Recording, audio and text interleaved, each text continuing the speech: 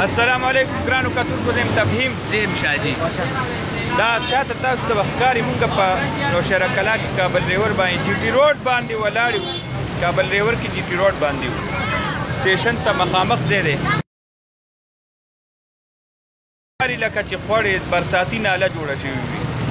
ګیر چاپیره چې کمې نالې دي هغه د ګندونو نه ډکې دي هغې کې ګندګي ده پلاستیک شاپینګ بیګ دي هر قسمه ګندګي د هغې وجې نه هغه ځای په ځای بند دي او نتیجه دا راووته چې اوبه کمې را روانې دي نو هغه مکمل جي ټي روډ باندې دي او دې سره به د جي ټي روډ چې کوم جوړ شوی اوس د دې مرمت شوی هغه به دوباره تباه شي او مقامی خلکو ته دلته چې کم تلو والا پیدل ګرځېدو والا خلک دي د کورونو خلک دي د بازار خلک دي بازار ته راتلو والا خلک دي هغه د دې نه ډېر سخت په عذاب دي موږ به د خلکو سره هم یو څو خبرې کوو او یو ویو تاسو ته ښیو او ته خبرې هم کوه هغې ته ښکاري حافظ صاحب دا کابل ریور د مردان روډ دی دا رقم پولر سټیشن دی پکار چې په مین روډ باندې دا صبح ولاړې بیګا باران شوی او دا که باران د خدای سیوا شنو کراچۍ را بدتر راغل په نوښار کې دا بالکل ځان بچ کوه چې دغه کراچۍ به خلکو نه یې راشي تاسو به څه وایې روکې اوبه ولاړې ستا نوم څه دی مانو شاه فیصل څه به وایې دا کله نه دي د اوبه دا خو چې یو ورځ باران وشي هفته د اوبه ولاړې نه نو د دې دپاره خلک څه کوي نه صفایي نو دغه نالې دي بس خو ورته بلاوی نوره خو دا اوبه بیخي نه وځي بس هغه ګاډي ځان سره لږې لږې بوځي بس ختمه نوره خو علاج یې نشته د دې علاج به شي دا نوم دې څه دی وروره نوم مې ننګیال دی دلته ولاړ یو څوک خرڅو ډېر مشکلات دی ډېر هغسې وایي چې باران وشي د نالۍ اوبه ټول دې خوا راځي نالۍ ټولې ډکې دي او څوک صفایي والا نشته موږ دا غواړو چې څوک راشي دا صفایي وکړي نالۍ صفیره څوک نه راځي دې خوا دې کابل نه راځي دې طرف به د بازار د بازار سوداګانې نه کېږي ټول بس اوبه ډېر سیوا دي راشه که نه کاکاجي کاکاجي تاسو به څه وایئ موږ به څه وایو د دې انجینرینګ چې چا کړی د پخوانه غلط دی دا د بنیادي دا خبرې وکړه د دې حساب کتاب چې غلط دی بل دا خبره تا ته ایمانداره ګندونو په ډکه په دې باندې ده چې دې کې زیاته کې په کال پس هم زیاته کې دغه راني شي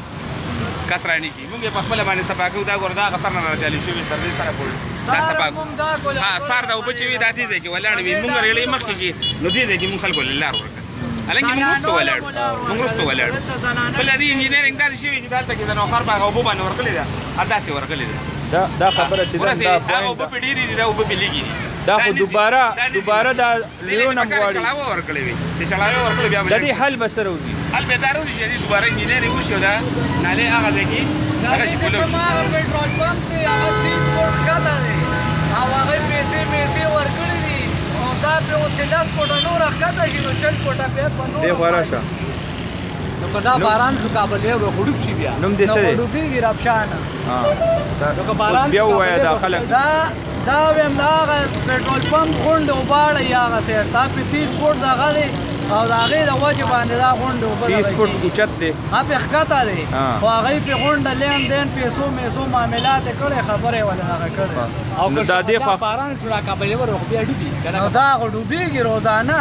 دلته سار دلته زنانه ځي دا ریړۍ مونږ په دې وجه مخکې کې چې دلته زنانه په دې ډیپټیلې ځي دې ماچسو فکټرۍ ته دغه ته ریړۍ مونږ اوبو ته یې دا بالکل تاسو څه وایئ کاکاجي تاسو ګناه نشئ نوم دې څه دی وروره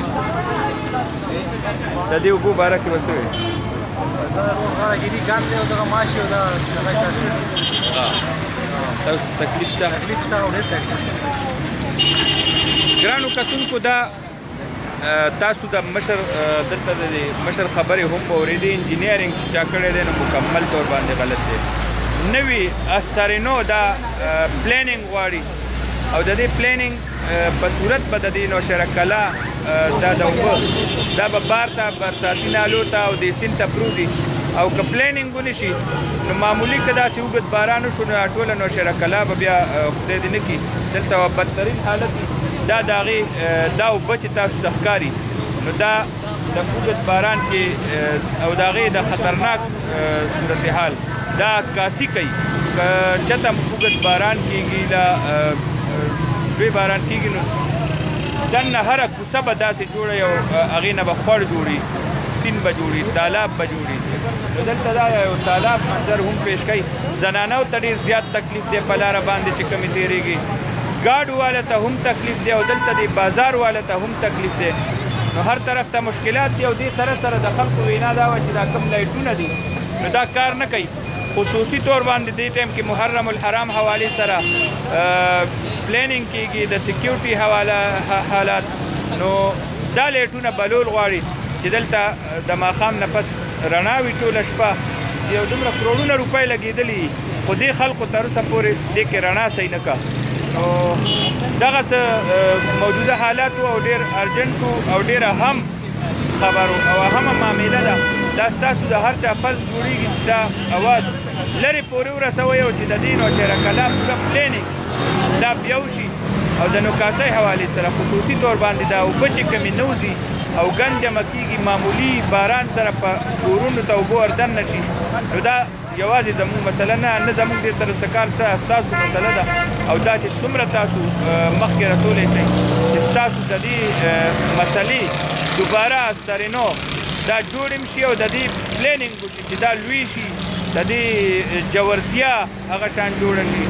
نو بیا به هله دا اوبه خلکو له تکلیف هم نه ورکوي خوړونو ته او سیند ته به غورځېږي نو تر برې لارې پورې به موږ تاسو نه اجازت غواړو د الله په امان